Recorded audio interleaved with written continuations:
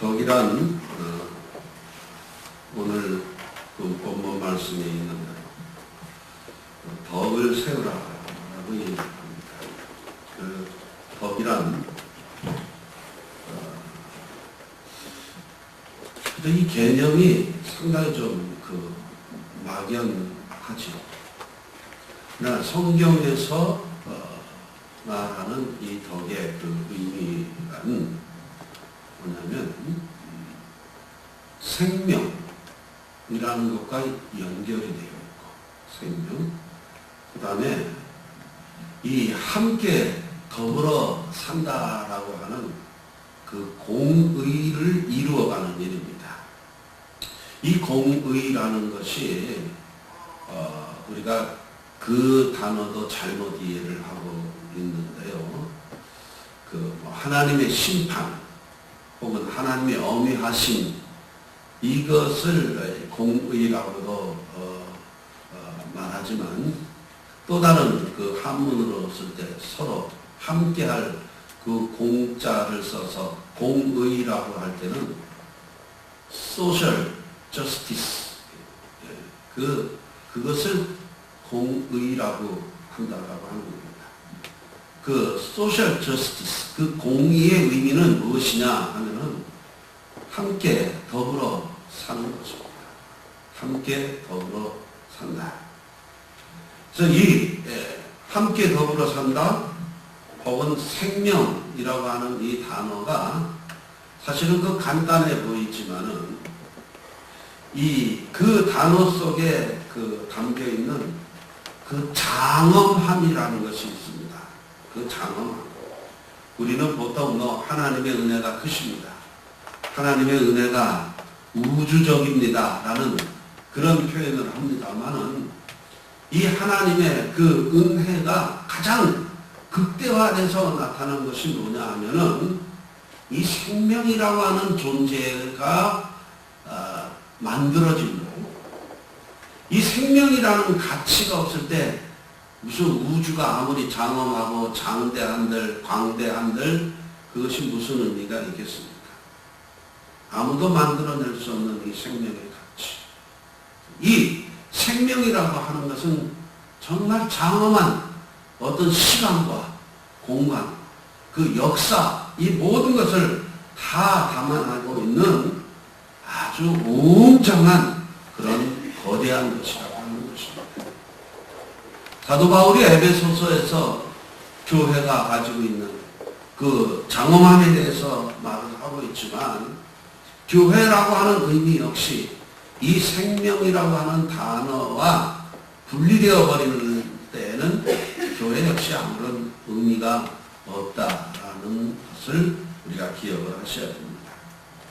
생명을 만드는 것 정말로 소중한 일이고 어려운 일, 하나님만이 하시는 그 일들이신데 오늘 문제는 이 하나님이 창조하신 이 생명을 앗아가는 일들은 너무 쉽게 이런 일들이 이루어진다고 하는 겁니다. 그것이 눈에 보이는 현상 속에서 어떤 악한 존재가 우리의 생명을 앗아간다라고 할 때는 그 분명한 우리가 그 판단이 있단 말이죠. 이것은 악한 일이다. 이렇게 판단을 할 수 있는데 문제는 우리가 교회라고 하는 생명의 공동체 안에서 우리 믿는 이들이라고 하는 우리들 자신이 가지고 있는 어떤 무감각, 그 다음에 어떤 순간적으로 그 배려 없음, 이런 것들이 하나님께서 그토록 소중히 여기시는 생명의 가치를 내팽개치는 그러한 행위가 될 수도 있다. 그렇다면 그건 뭡니까? 용서받지 못할 가장 큰 범죄예요, 범죄. 생명의 가치를 소중히 여기지 않는 것. 그리고 우리들의 그 무감각한 것 때문에 그 하나님께서 그토록 소중히 여기시는, 그래서 예수 그리스도께서 십자가에 달려 돌아가시고 그 보혈의 그 고통 속에서 우리에게 얻게 하신 이 생명의 가치를 우리가 내팽개쳐 버릴 수 있다면 이건 심각한 것이 아니냐. 더군다나 이것이 믿음이라고 하는 이름으로 신앙의 열심이라고 하는 것으로 이런 일들이 자행이 된다면 과연 그것이 정말 교회로서의 존재 가치가 있겠느냐라고 하는 겁니다.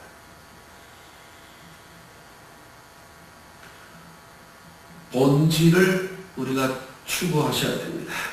이 본질이란 뭐냐라는 것이 오늘 이 14장 10 전체를 통해서 사도 바울이 이제 다른 사람을 너무 쉽게 정죄하고 비판하는 그 행위에 대해서 지금 이것을 지적을 하고 있는 거거든요. 여기서 사도 바울이 계속해서 강조하고 있는 내용은 무엇이냐 하면은 그리스도인은 자유로운 존재다라고 얘기를 합니다. 왜 자유로운가 하면은 그리스도의 십자가의 그 보혈 공로는 오늘 우리 모든 인생들이 겪고 있는 이 죄 아래 거하고 있는 죄의 굴레로부터 그 다음에 죄로 인하여 온 그 사망까지도 하나님께서는 그 모든 굴레를 벗겨주셨기 때문에 그렇습니다. 오늘 예수 그리스도의 은혜로 오늘 우리 모든 이들에게는 무한한 자유가 주어진 겁니다. 어디든지 갈 수가 있고 무엇이라도 마음대로 생각할 수 있고 심지어 아무 음식도 다 마음대로 먹을 수 있다라고 하는 겁니다. 사도행전에 보면 예루살렘 교회가 음식 먹는 걸 가지고 어떤 법을 정해놓은 것이 있어요. 목매달아 죽인 것 같은 거는 먹지 마라. 뭐 피채 먹지 마라. 얘기했지만 이것이 말이죠. 이거 뭐 성경에 있으니까 그리고 교회가 그것을 결정했으니까 이것이 옳은 일이다라고 생각하지만 그들의 결정은 그리스도의 십자가의 은혜와는 아무 상관없는 또 다른 율법을 만들어 놓은 곳에 불과하다라고 하는 겁니다. 오히려 먹지 않아야 될 음식을 하나님께서는 베드로에게 환상 가운데 보여주시고 이 모든 일로부터 자유를 얻었을 뿐만 아니라 이 모든 일들을 넘어서서 복음은 계속 전파돼야 된다라고 말씀을 하십니다. 이 복음이 뭡니까? 생명입니다. 하나님께서 우리에게 생명 주셨다. 이게 복음입니다. 그것이 그리스도의 십자가의 은혜가 미치는 대속의 효과니 이런 교리적인 차원에서 얘기되는 것이 아니라 오늘 우리들이 기억하셔야 될 건 그겁니다. 그리고 이 세상 모든 사람들이 다 기억하셔야 될 건 뭐냐면 하나님께서 우리에게 생명 주셨다. 이거 한 가지입니다. 우리의 정체성을 확인하는 것 이상 그 아무것도 없어요. 하나님께서 우리에게 생명 주셨다. 누가 우리에게 생명 주셨습니까? 또 얘기합니다. 하나님께서 우리에게 생명 주셨다. 그 어떤 세상의 다른 존재가 우리에게 생명을 준 것이 아니라 하나님께서 우리에게 생명 주셨다. 이거 한 가지 가지고 우리 다 모든 것을 다 이야기할 수가 있습니다. 그런데 이 원리가 있음에도 불구하고 실제로 우리들의 신앙생활 속에서 어떻게 살아가는 것이 이 바로 사는 것이냐라고 했을 때 그 개념을 정리하는 것이 참 어렵습니다. 사도 바울이 지적하는 것은 그 개념을 정리하는 것 자체가 참 어려운데 그 애매한 것을 법으로 정해놓고 사람을 판단하는 기준으로 삼지 말아라. 이렇게 지금 사도 바울이 말씀을 하고 있는 겁니다. 그 애매한 것에다 이 믿음이라든지 신앙이라든지 이런 것들이 덧칠해져 가지고 말이죠. 거기다가 우리 인간이 가지고 있는 신념까지 담아져 버리게 되면 그런 것들이 어떤 사람들에게는 평생 벗지 못할 멍에를 씌워놓고 상처를 만들어 놓은 경우도 생긴다. 제가 지난 시간에 저의 예를 들어서 얘기를 한 겁니다. 그것이 중요한 신앙의 잣대가 아니었습니다.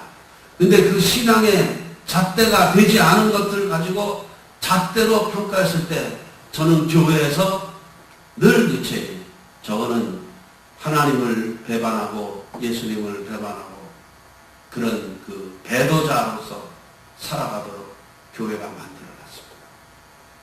그게 범죄 아닙니까? 딴 게 범죄입니까? 범죄가 아닌 것을 가지고 범죄자라고는 굴레를 쓰고 평생을 살도록 만들어놨다. 이거예요. 뭐가 믿음입니까? 뭐가 생명입니까? 뭐가 신앙생활입니까? 제가 개인적으로 이런 부분에 대해서 불특정 다수들에 대해서 막 분노를 표현합니다. 이것이 근데 너무 복잡화된 우리의 모습이고 살자고 모이는 우리 교회가 우리는 끊임없이 죄인들을 만들어 놓는 그런 모순적인 모습들을 보이고 있지 않느냐 이 말이에요. 살자고 만드는 겁니다. 우리 같이 생명을 나누자고 모인 겁니다. 그런데 우리는 끊임없이 교회에서 이 비판이라고 하는 도구를 가지고 그리고 그 비판의 기준점이 자기도 정리되지 않은 본질과는 아무 상관없는 기준을 가지고 사람들을 정죄한다면 그것처럼 가장 큰 범죄가 어디 있냐. 믿음의 열심. 믿음의 열심. 지난주도 그런 말씀을 들었을 겁니다. 성경을 보면서 그렇죠. 아, 교리다. 무슨 뭐다. 이거 다 버리다. 왜 버릴까? 이것이 필요합니다. 어떤 방향성을 정하는데 분명히 중요한 일이고 교회의 역사의 흐름 속에서 이것이 필연적으로 있을 수밖에 없는 일들이었지만 오늘 이런 것들을 가지고 우리가 사람을 살리는 데 사용하는 것이 아니라 오늘 우리들이 누구인지를 증명하는 도구로만 사용을 하고 있다면 그것 역시 아무 가치가 없더라라고 하는 겁니다. 사람들이 제가 옛날 나사렛 교단에 있을 때 장로교 신학교에서 강의를 하니까 이렇게 얘기를 합니다. 저 사람은 왜 장로교 목사도 아닌 사람이 가장 중요한 신학교의 메이저 필드를 강의를 하냐. 저한테 그렇게 누가 얘기를 한다고 합니다. 제가 웃었습니다. 왜냐하면 저는 태어날 때부터 장로교인이었고 지금까지 계속 장로교인이었고 미국에 와서 10년 동안 나사렛 교단에서 목회를 했던 것을 제외하고는 저는 제 뼛속까지 장로교인입니다. 근데 저를 장로교 목사도 아닌 사람이라고 비난한 그 사람은 아니요. 여기 와서 장로교인이 그 사람은 장로교인 출신이 아니었습니다. 그것에 모여있는 사람들 장로교인이라고 얘기하는 그 사람들의 90%는 장로교 출신이 아니었습니다. 그래서 내가 웃긴다고 했습니다. 누가 누구를 얘기하느냐. 누가 누구를. 비난하기 위해서 비난하는 거예요. 뭔가 그치 내 밥그릇이 없어졌다라고 생각했을 때 왜 이 밥그릇을 저 인간이 이것을 채가고 있느냐라고 하는 그 불만이 그런 얘기로 나온다라고 하는 겁니다. 예, 장로교 신학교를 설립한 그분도 장로교 출신이 아니었습니다. 본질을 까뒤집어 보면은 말이죠.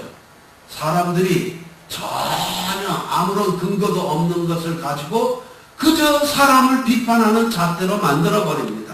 우리들이 가지고 있는 교리도 마찬가지입니다. 이 교리는 교리일 뿐입니다. 이 교리가 생명을 줄 때 가치가 있는 것이지 이 교리가 다른 사람을 비판하고 내가 누구인가를 증명하는 수단으로만 사용된다면 그것도 역시 버려야 될 거라고 하는 겁니다. 아무리 필요한 일이라도 버려야 된다라고 하는 것입니다. 자연은 소중한 겁니다. 생명의 가치는 소중한 것입니다.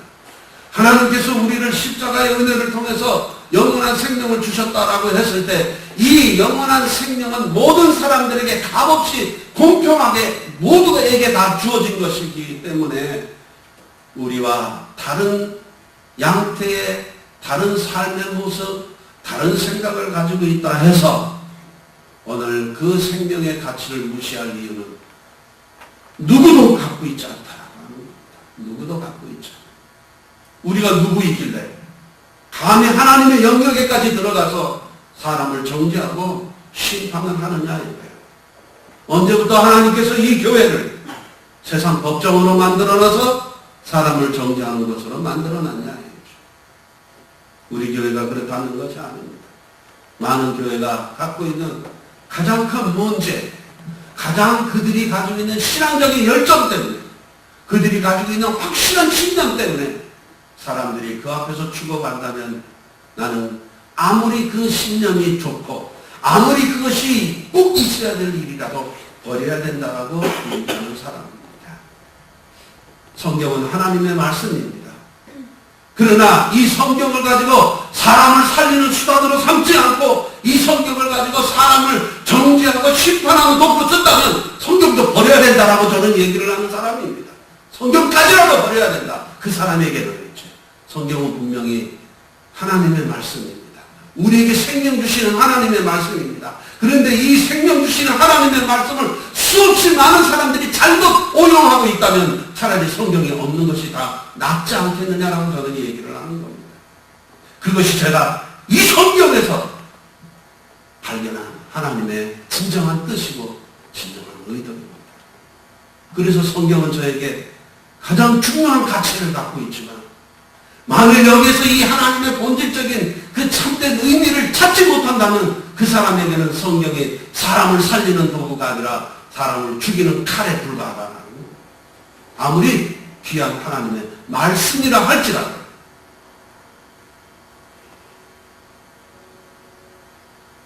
자유는 소중한 겁니다. 생명의 가치는 소중한 겁니다. 그래서 사도 바울은 고린도전서에서 이 문제가 동일하게 일어났을 때 이렇게 얘기합니다. 모든 사람에게는 다 고기를 먹을 자유가 있다. 고기는 그냥 고기일 뿐이다. 오늘 로마서에도 그렇게 말씀을 하십니다. 그런데 이 고기를 먹는 행위 때문에 누군가 시험에 들고 누구는 자유함을 얻는 이런 현상들이 생긴다 이거예요. 그리고 이런 것들이 본질이 아닌 것을 과대 포장해서 근데 그 과대 포장이 우리 신앙의 열심이라는 것으로 과대 포장이 돼서 당연히 누려야 될 그 자유를 박탈해서는 되겠느냐라고 얘기를 합니다.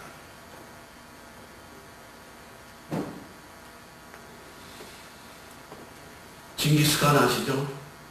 몽골을 통일하고 지금까지 어떤 사람도 이 징기스칸이 점령한 땅만큼 점령한 사람은 아무도 없습니다. 고대 마케도니아의 알렉산더 대왕도 징기스칸만큼은 아닙니다. 알렉산더 대왕은 인도의 인더스강까지밖에 못 왔습니다. 징기스칸은 그 인더스강을 지나서 어디까지 갔는가 하면 유럽의 폴란드까지 간 사람입니다. 러시아를 완전히 다 점령한 사람입니다. 위대한 정복자, 또 다른 한편으로는 살인마라고 하는 그런 또한 그 수식어도 따라다니는 사람입니다. 어느 날 전쟁을 하다가 이 징기스칸이 화살에 맞았습니다. 화살이 목을 관통해버렸습니다. 징기스칸이 쓰러져 버렸습니다.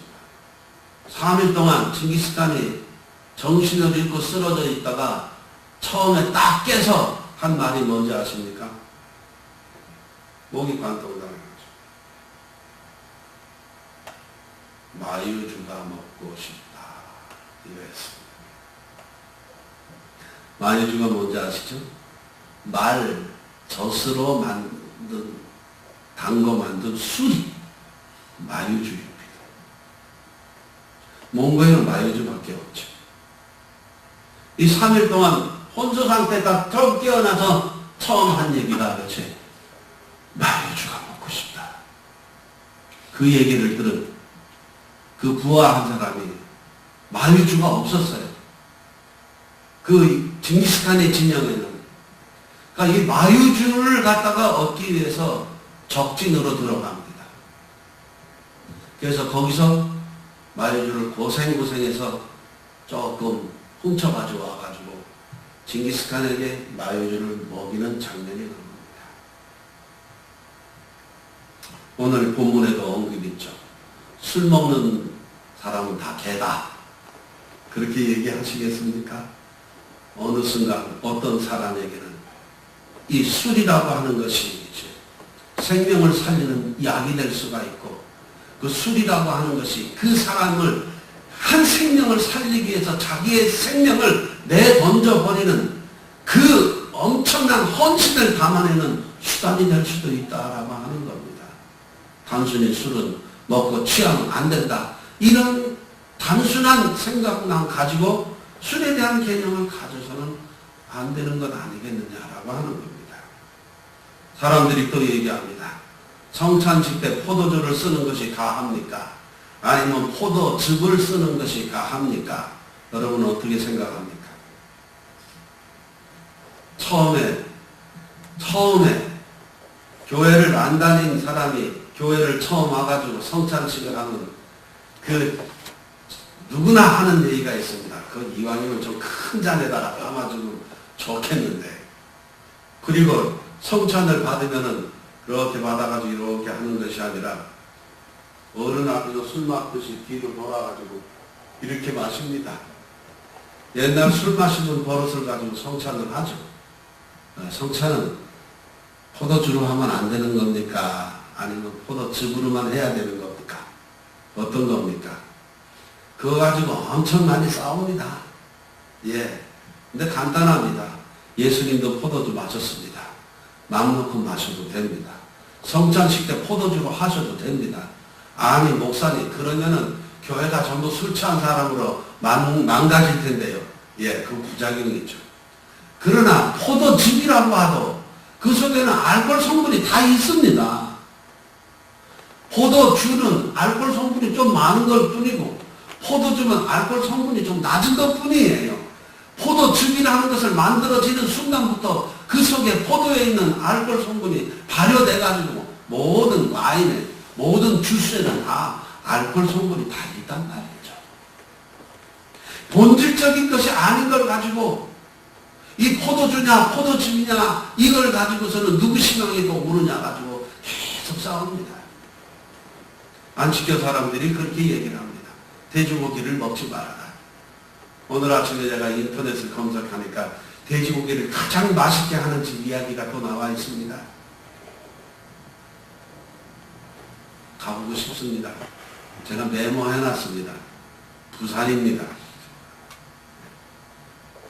부산에 가면 내가 그 고깃집에 갈 거예요. 이거는 문화예요. 신앙의 잣대로 삼을 수 있는 내용이 아니라는 겁니다. 여기서 우리가 잘 들으셔야 됩니다. 여기서 그럼에도 불구하고 이것이 신앙의 잣대로 사용될 때가 있다라고 합니다. 사도 바울이 말씀하는 게 바로 이겁니다. 자유보다 더 소중한 거 있답니다. 자, 이렇게 사람이 살기 위해서는 무조건 먹어야 된다. 이 살기 위해서 먹는 것 가지고 누구도 얘기하지 마라. 그러나 이 살기 위해서 음식을 먹는 것보다 더 중요한 게 있단다라고 얘기를 하는 겁니다. 사도 바울은. 그래서 성경을 읽기가 참 어렵습니다. 이 얘기고 저 얘기가 저 얘기고. 하려는 거야, 말려는 거야. 이것이 분명하지가 않아요. 자유보다 더 소중한 게 뭐냐? 사도 바울은 이렇게 말합니다. 화평과 덕을 세우는 일이 더 소중하다. 그것이 20절, 21절에 있는 말씀입니다. 내용입니다. 하나님이 이렇게 놓은 것을 음식 때문에 망하게 하려고 하냐 이렇게 얘기합니다.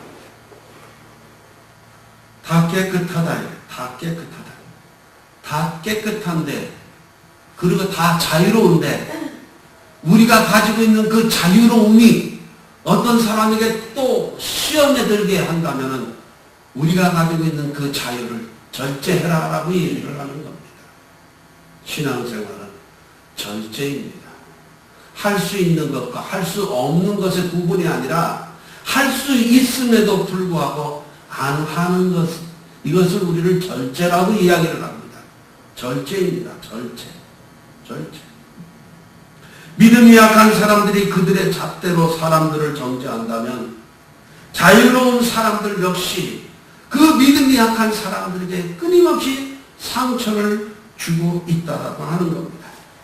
그래서 먹고 마시는 일 때문에 너희의 자유가, 너희의 자유로운 먹고 마시는 그 일이 사람들의 마음을 상하게 한다면 먹지 마라 이렇게 얘기를 합니다.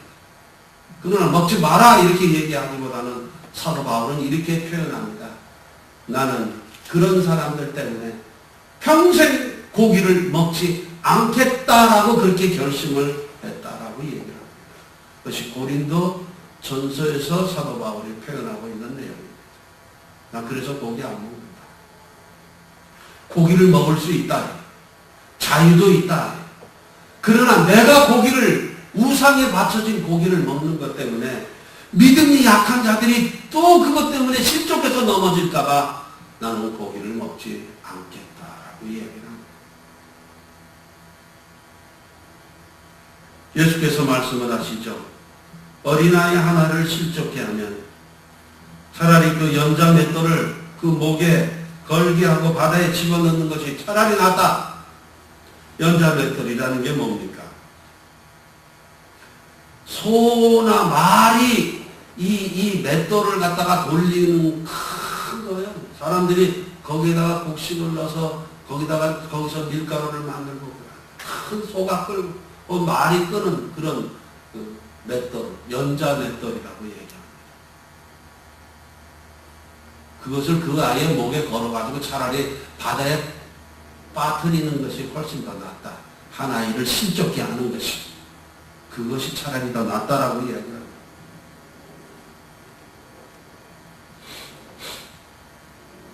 기준은 간단합니다. 내가 조금만 절제하면 시험 드는 사람이 없을 텐데 이것이 오늘 신앙생활의 요체입니다. 절제. 바울이 얘기한 것처럼 내가 화평과 덕을 위해서 나는 평생 고기를 먹지 않겠다. 나의 자유가 다른 사람에게 걸림돌이 되지 않도록 그렇게 사는 것이 그것이 신앙생활이라고 얘기를 합니다. 미국에 제가 40대 초반에 왔습니다.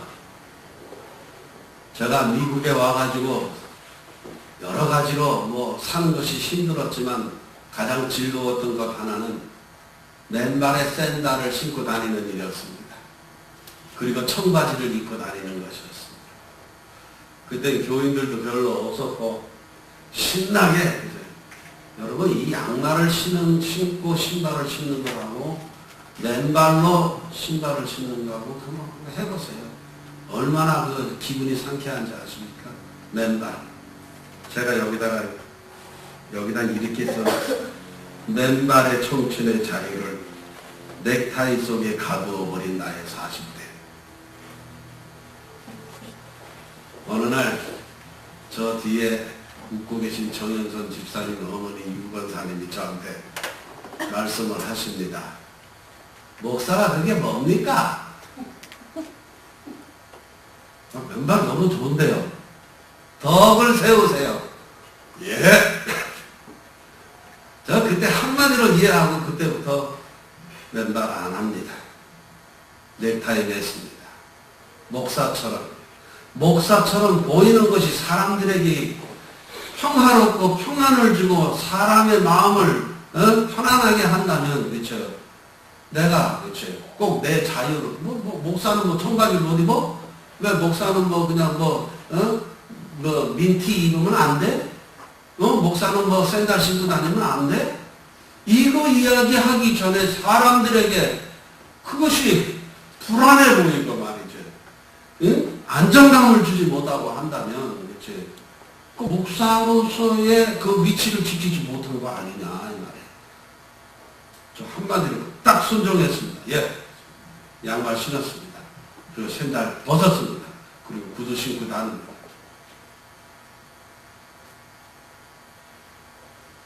무좀 생기는 건 누가 책임지지? 그럼에도 불구하고 저는 넥타이를 그때부터 평상시에도 매는 날이 많아졌습니다. 당연히 양말은 계속 신었죠. 왜 그랬을까? 간단합니다.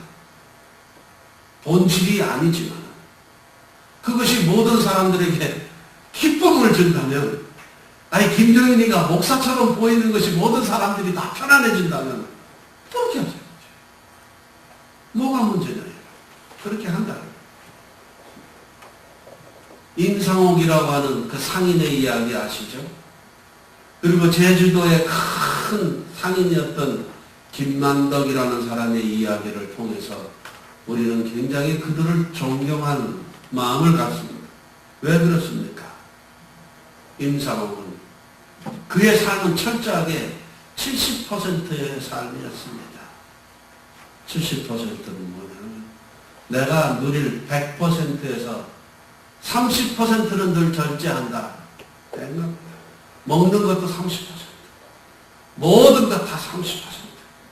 내가 누릴 수 있는 일이지만 이 30%는 늘 빼서 모자란 듯한 70% 가지고 사는 사람이 임상옥이라고 하는 사람이라면 이 김만덕이라고 하는 사람은 제주도에 흉년이 들어서 모든 사람들이 굶어 죽게 되었을 때 자기 모든 재산을 다 털어서 제주도 사람들을 구제한 사람입니다.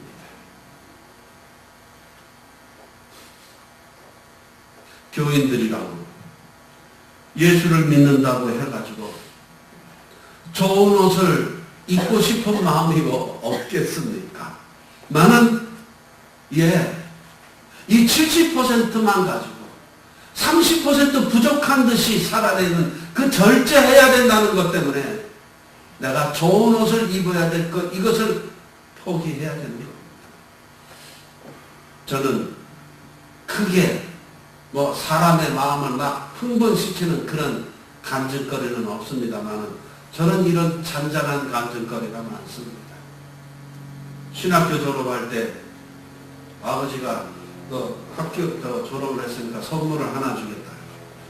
옷을 한 벌 해주겠다. 좋습니다. 근데 옷을 제가 다 입고 싶은 게 하나 있습니다. 그것 하나 사주세요. 옷 사러 옷가게 갔습니다. 옷이 쫙 걸려있는데 이것이 좋네요 하고 딱 잡았습니다. 그래 그거 사자 했는데 가격표를 딱 보니까 그때 돈으로 그 옷돌이 한 벌에 그 영국제 호우스박인데요. 40만 원입니다. 그때 시중에서 양복 한 벌 정장으로 맞춰 있는데 5만 원이면 가능했습니다. 내가 이 40만 원짜리 호우스박을 입고 도저히 내가 목사로도 쓸 수 없다는 생각을 했어요. 그래서 그거 포기했습니다. 안 입었습니다. 아니 내가 사는 건 싫습니다. 너무 비쌉니다. 왜 그런가 하니 저는 그 전에 82년도에서 84년까지 영종에서 목회하면서 결심한 게 있기 때문에 그렇습니다. 내가 가난한 사람들과 같이 되기 위해서는 그들의 삶 속에 함께 동화되고 높기 위해서는 그들의 삶 속에 같이 들어가야 되는데 그렇죠? 내가 그들보다 더 좋은 음식을 먹고 더 좋은 옷을 입고 더 좋은 집에서 살면서 그들의 삶 속에 내가 같이 하나 될 수 없기 때문에 저는 그때 결심했습니다. 그 세 가지는 안 한다. 내 평생 안 한다. 좋은 옷 입지 않습니다. 좋은 집에 살려고 하는 목표 자체가 아예 없습니다. 좋은 음식, 제가 비싼 음식을 사준 경험은 있어도 제 돈으로 비싼 음식을 사 먹은 경험은 없습니다. 좋은 차는 그때 타고 싶습니다. 늙어서 튼튼한 차. 그래서 그때 그거 차에 대한 결심을 안 한 건 얼마나 다행인지 제가 모르겠어요. 지금 타고 다니는 차 폐기될 때는 좋은 차 하나 탈 겁니다. 그 결심을 안 했으니까 좋은 차라기보다는 한 번 내가 죽을 때까지 딱 차 한 번을 더 살 테인데 좀 튼튼한 차는 하나 사야 되겠다라는 생각을 가지고 있습니다. 한국을 가니까 참 먹고 살만합니다. 힘들다 해도 그 힘든 가운데서도 윤기라는 것이 있습니다. 중국에 갔습니다. 어마어마하게도 사람들 돈이 많습니다. 잘 삽니다. 그런데 그 중국과 한국을 방문하면서 느끼는 그 공통적으로 느끼는 가슴 아픈 것은 뭐냐면 사람들이 약자에 대한 배려가 점점점 없어진다라는 생각. 약자에 대해서 너무 사람들이 무례하다는 생각이 듭니다. 그러면 그 나라 망합니다. 없는 자, 배우지 못한 자, 가난한 사람들에 대한 배려가 없는 나라는 망합니다. 나라가 환난을 당했을 때 그 사람들이 나라를 지켜주지 않습니다.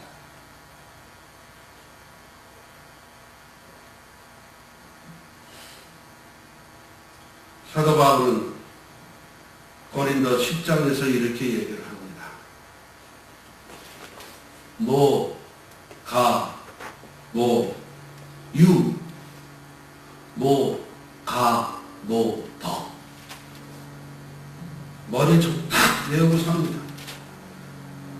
가끔 이 성경 귀절을 잊어버릴 때가 있어도 고린도전서 10장 23절이에요. 이 성경 귀절의 출처는 잊어버릴 때가 있어도 이 성경 귀절은 잊어버리지 않습니다. 모, 가, 모, 유, 모, 가, 모, 더. 모든 것이 가나 모든 것이 다 유익한 것이 아니요 모든 것이 가나 모든 것이 다 덕을 세우는 것이 아니니 그러므로 나는 평생 고기를 먹지 않겠다라고 그 결심한 그 사도 바울의 그 결심. 오늘 우리들이 함께 그리스도께서 그리스도의 십자가의 은혜를 통해서 세워주신 이 생명 공동체를 함께 잘 세워나가며 그리고 덕을 세우고 함께 모든 사람들에게 그 유익을 주며 하나님께서 우리에게 바라시는 그 화평을 이루기 위해서 오늘 우리들은 끊임없이 우리들이 마땅히 그리고 당연히 누릴 수 있는 그 권리지만 그것을 포기하면서 살아야 된다라는 사실을 마음속에 좀 기억하시고 하나님께서 세우신 이 생명 공동체 저희들이 힘써 잘 세워갈 수 있도록 마음과 뜻과 모든 우리의 의지를 함께 모을 수 있는 축복된 우리 살아가는 교우들 되시기를 그리스도 이름으로 축원합니다.